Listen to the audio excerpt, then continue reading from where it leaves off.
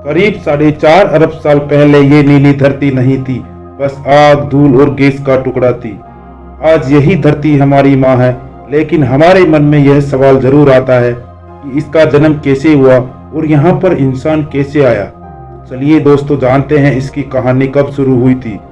करीब 4.6 अरब साल पहले ब्रह्मांड में एक गैस और धूल का विशाल बादल घूम रहा था। इसी ने हमारा सूरज और सौर मंडल बनाया। छोटे छोटे पत्थर और धूल के टुकड़े आपस में टकराते रहे।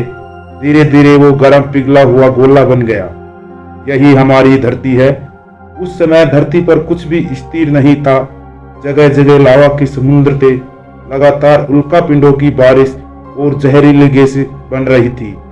लाखों सालों तक बारिश और ज्वालामुखी के कारण पानी जमा हुआ हो और पहले महासागर बने।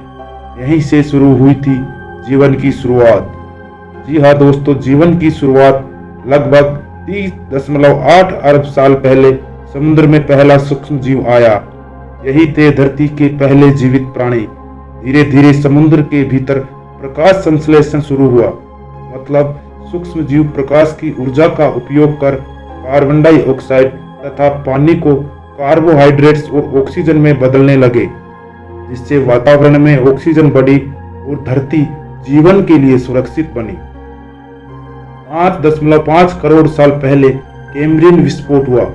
उस समय समुद्र में ऑक्सीजन बढ़ने के कारण पृथ्वी पर जंतुओं के विभिन्न प्रकार के समूहों का तेजी से विकास हुआ, जिसमें मछलियां, उभयचर जंतु, रेंगने वाले जंतु, डायनासोर और स्तनधारी जीव आए। मानव जीवन की शुरुआत करीब 65 मिलियन साल पहले एक विशाल एस्टेरॉयड ने डायनासोर को खत्म कर दिया।